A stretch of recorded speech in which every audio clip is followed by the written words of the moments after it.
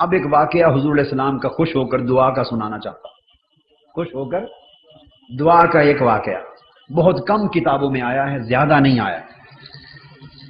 بہت مدت پہلے میں نے خطبہ جمعہ میں ایک مرتبہ بیان کیا تھا، پرانی کیسٹیں کسی نے سنی ہو تو شاید ان کو یاد ہو، مگر کتابوں میں زیادہ نہیں آیا، کم آیا۔ علی صحابہ میں امام عسقلانی نے بیان کیا ہے، امام جامی نے نفحات الانس میں، بعض کتب میں ذکر ہے ان کا، قلیل ذکر۔ ہندوستان کا ایک گاؤں ہے بٹھنڈا، نام سنا ہے نا جی؟ بٹھنڈا۔ اب یہ ایک محاورہ مشہور ہے کہ جو بی اے اور ایم اے کر لیتے ہیں یا ڈگریاں لے لیتے ہیں یونیورسٹیوں کی یا دین کی مدرسے کی فارغ التحصیل کی اور آتا جاتا کچھ نہیں، وہی ڈگریاں لے لیتے ہیں، ان کو کہتے ہیں وایا بٹھنڈا اس نے پاس کیا ہے، وایا ہمیں جیسے کانا کاچا ہے ہمارا، اس طرح وایا بٹھنڈا پاس کیا ہے۔ مطلب یہ ہے کہ بس محنت کے بغیر یوں ہی بس کام کر لیے۔ بٹھنڈا ایک گاؤں ہے، خدا جانے یہ محاورہ کیسے چلا وہاں سے۔ وہاں حضور علیہ السلام کے ایک صحابی ہو گزرے، ہندی صحابی، ہندوستان کے، ان کا نام ہے بابا رتن ہندی۔ بابا رتن، انہوں نے 700 سال عمر پائی۔ آقا کی امت میں سب سے زیادہ عمر پانے والے 700 برس انسانوں میں بابا رتن ہندی۔ یہ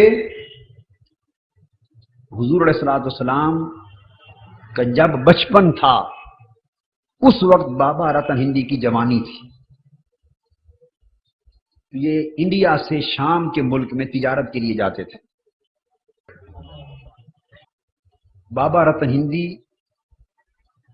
جب صحابی ہو گئے، وہ واقعہ بعد میں آتا ہے، تو کچھ لوگ ان کے پاس 700 سال پھر آقا کے بعد عمر پائی، کچھ لوگ ان کے پاس آئے اور ان سے کہا کہ آپ اپنے مسلمان ہونے کا واقعہ سنائیں۔ ہندو تھے، بھئی آپ کیسے مسلمان ہوئے، کیسے صحابی بنے؟ وہ اپنی زبان سے روایت کرتے، اپنا واقعہ اسلام قبول کرنے کا بیان کرتے۔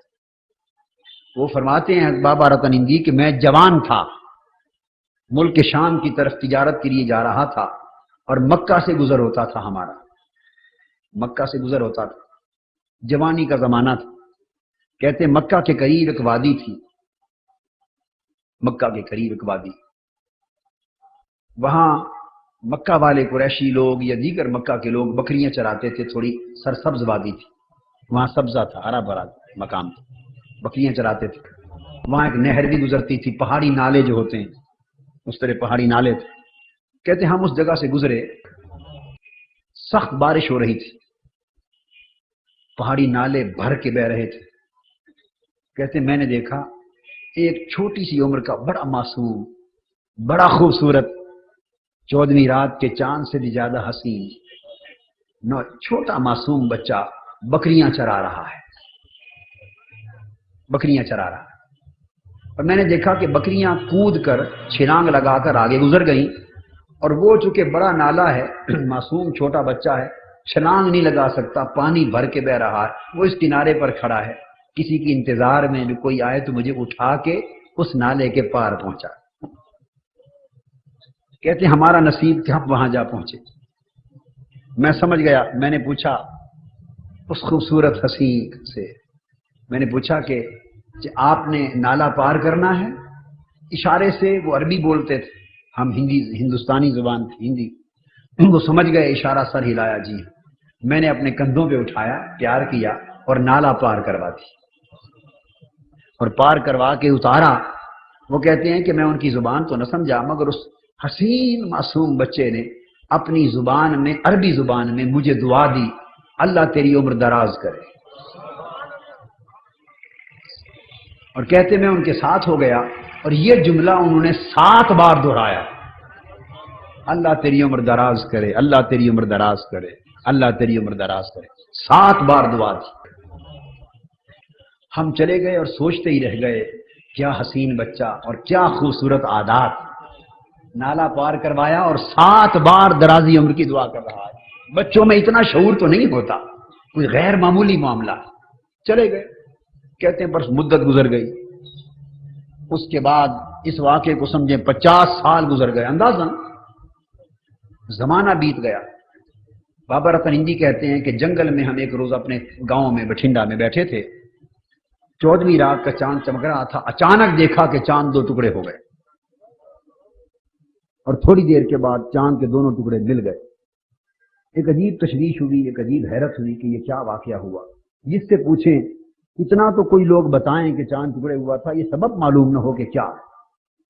کہتے ہیں ایک روز عرب سے کچھ تاجر آئے انڈیا میں، عرب کے تاجر، ان سے پوچھا، وہ مکہ کے لوگ تھے، انہوں نے کہا ہاں مکہ میں قریشیوں کا ایک جوان محمد نامی صلی اللہ علیہ وسلم ہے، اس نے نبوت کا دعویٰ کیا ہے، بڑے بڑے معجزات دکھاتا ہے، اور اس سے مطالبہ کیا کافروں نے کہ اگر آپ سچے نبی ہیں تو اس 14ویں رات کے چاند کو اشارہ کر کے ٹکڑے کر دیں۔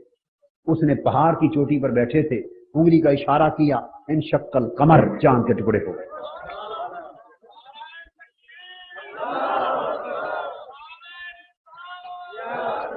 پھر ان سے کہا گیا ٹکڑے ملا دیں، اس نے اشارہ کیا، ٹوٹے ملا دیں۔ کہتے ہیں یہ واقعہ مکہ میں پیش آیا ہے اور محمد نامی نبی کا معجزہ ہے صلی اللہ علیہ وسلم۔ بابا رتن ہندی کہتے ہیں کہ دل میں خواہش پیدا ہوئی کہ اس جوان کی جا کے زیارت تو کریں صلی اللہ علیہ وآلہ وسلم۔ کہتے ہیں تیاری کی کچھ سالوں کے بعد مکہ پہنچے، سفر کر کے پہنچے، وہاں آئے تو پتا چلا کہ وہ تو ہجرت کر کے مدینہ تشریف لے گئے۔ مدینہ پہنچے، وہاں ان کا پتہ دریافت کیا، کسی نے بتایا وہ مسجد ہے، مسجد نبوی، اس میں اپنے صحابہ کے جھرمٹ میں بیٹھے ہوئے۔ بابا رتن ہندی کہتے ہیں کہ میں مسجد نبی میں پہنچا، جوتے اتارے، اندر گئے، صحابہ کا جھرمٹ تھا کچھ لوگوں کا، ان میں وہ بھی بیٹھے تھے، بڑے حسین و جمیل۔ پھر 14ویں رات کا چاند دکھائی دیا، جا کے بیٹھے، اور میں نے عرض کیا کہ جی میں ہندوستان سے آیا ہوں اور آپ کی نبوت کا شہرہ سن کر آیا ہوں، مجھے کوئی معجزہ دکھا دیں تاکہ میں بھی ایمان لے آؤں، کوئی معجزہ دکھا دیں تاکہ بولیے میں بھی ایمان لاؤں۔ اس پر وہ مسکرا پڑے اور فرمانے لگے، رتن ہندی تیرے لیے وہی بچپن کی دعا والا معجزہ کافی نہیں جب نالا پار کرایا تھا؟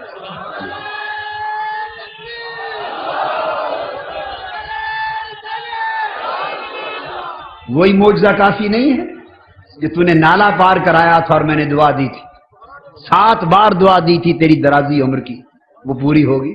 اس قدموں میں گر پڑے، اسلام قبول کر لیا۔ کہتے ہیں 15 دن حضور علیہ السلام کی بارگاہ میں رہے، جہاد میں حصہ لیا، واپس پلٹے، جانا دوبارہ نصیب نہ ہوا، مگر بچپن میں آقا خوش ہوئے تھے۔ نکتہ کیا سمجھا رہا تھا؟ کندھے پر اٹھا کر نالا پار کرایا، اتنا عمل تھا بس۔ ابھی ایمان بھی قبول نہیں کیا تھا، کافر تھے اس وقت، روزے نہیں رکھے، نمازیں نہیں پڑھیں، حج نہیں کیا، ابھی وقت آیا ہی نہیں مسلمان ہونے کا، اور آقا کی نبوت کا اعلان بھی نہیں ہوا۔ بچپن کا زمانہ، ایک نالا پار کرایا، کندھے پہ اٹھا کر دعا دی، خوش ہو کر، اللہ تمہیں سلامت رکھے۔ ہر دعا کے کلمہ پر 100 سال ملے، 700 سال عمر ہوئی۔ تو آج کی گفتگو کا لب لباب یہ ہوا کہ محنت کرو جوانوں، مسلمانوں، بچوں، بہنوں، بھائیوں، اتنی محنت کرو، کس کام میں؟ حضور کو خوش کرنے، بس باقی ساری باتیں اس کے اندر آ جاتی، تھوڑی سمجھداری سے کام لو۔ اس جملے میں نے سب کچھ کہہ دیا۔ اتنی محنت کرو ہر اس کام میں جس میں آقا خوش ہو جائے، اور اتنے خوش ہوں کہ کبھی خوش ہو کے کہہ دیں جا تو سلامت رہے، تو نے ہمیں خوش کیا، رب تمہیں خوش رکھے، بس اس میں سب کچھ آ جائے۔ اب جہاں یہ بات میں نے بتا